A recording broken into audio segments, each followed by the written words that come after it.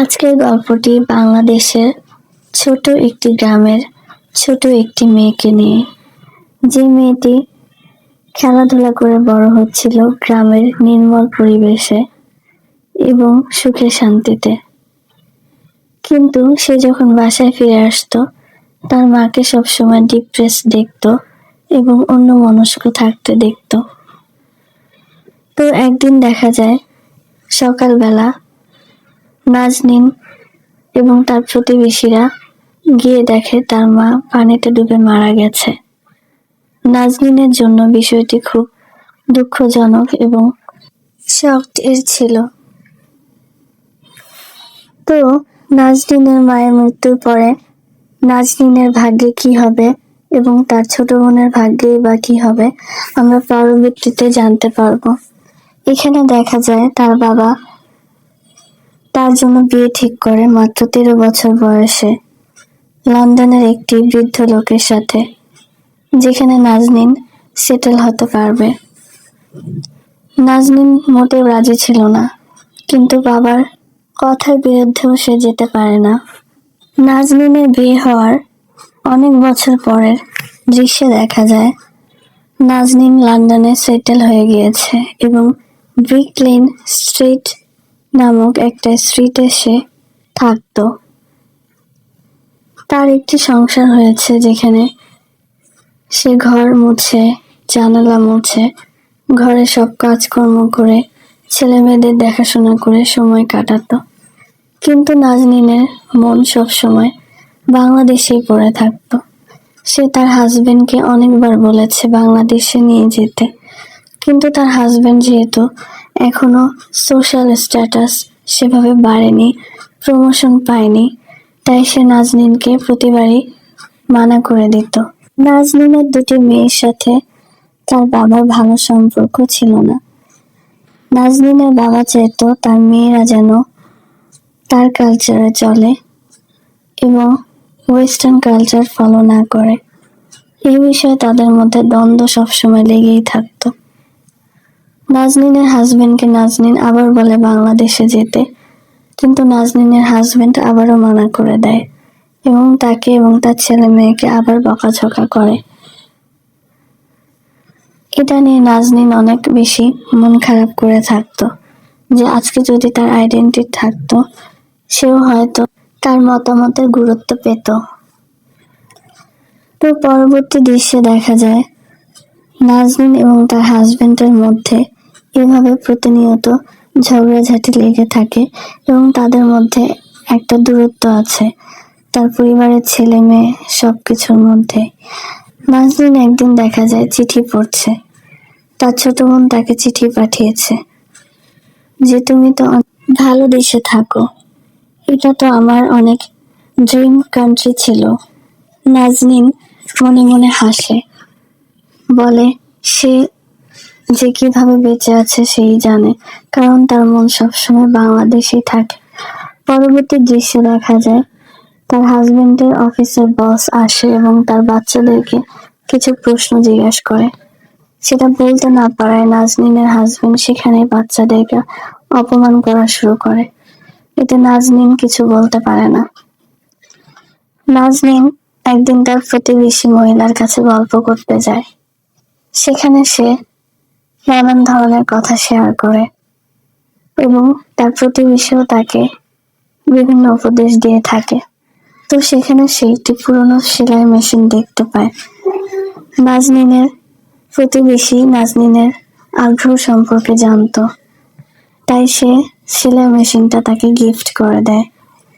নাজনীন বাসায় গিয়ে সেলাই মেশিনটি সেট আপ করে তার মেয়েদেরকে নিয়ে বিভিন্ন ধরনের সুতা কালেক্ট করে সেখানে সাজায় সুন্দর করে এবং সে এটা নিয়ে বিজনেস করবে ভাবে।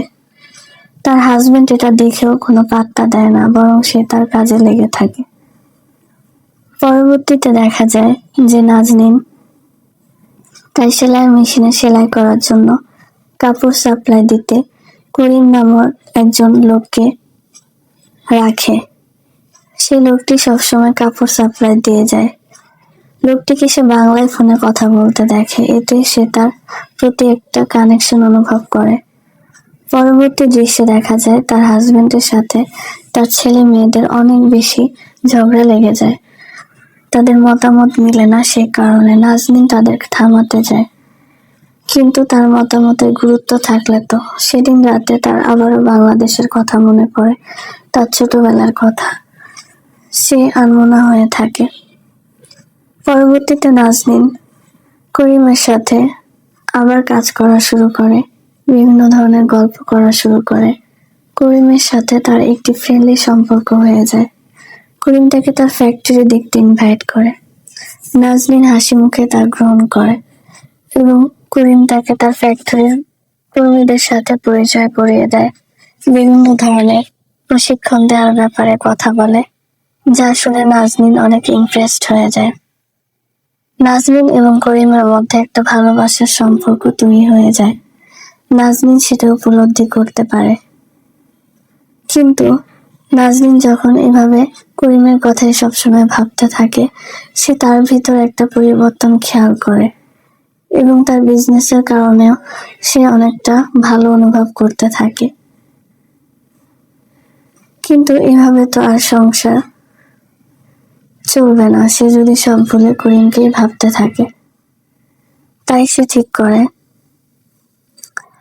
একদিন একজন মহিলার সাথে কথা বলতে যাবে, কিন্তু সেই মহিলার সাথে কথা বলে সে তার উল্টো জবাব দেয়। এতে বোঝা যায় নাজনীনের পার্সোনালিটিতে পরিবর্তন এসেছে।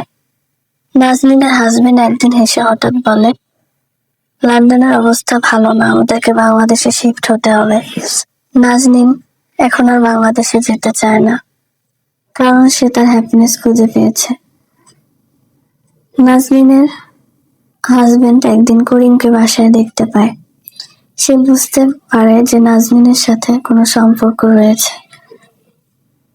নাজনীন এতে খুব গিল্টি ফিল করে।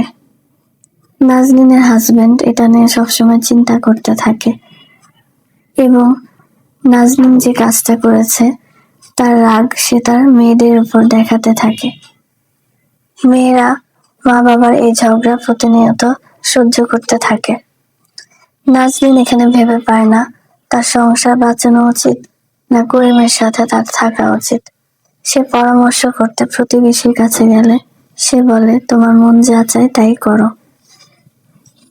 পরবর্তী দৃশ্যে দেখা যায় নাজনীন এবং করিমের সাথে আলাপ হচ্ছে এবং মেয়ের সাথেও তার কিছু ঘনিষ্ঠ আলাপ হয়েছে। এরপর নাজনীন অনেক হতাশ হয়ে যায়, কি করবে বুঝতে পারে না। পরবর্তী দৃশ্যে দেখা যায় তার হাজবেন্ড নাজনীনকে বলে সে বাংলাদেশে সেটেল হবে।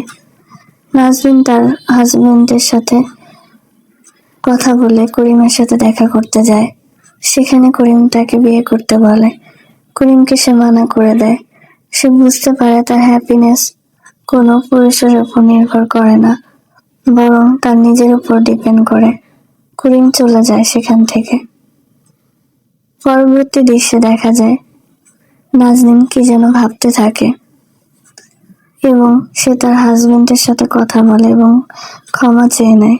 নাজনীনের হাজবেন্ডও নাজনীনকে বলে, তুমি যেভাবে সুখে থাকতে চাও সেভাবেই থাকো এবং ছেলে মেয়েদের দেখাশোনা করো।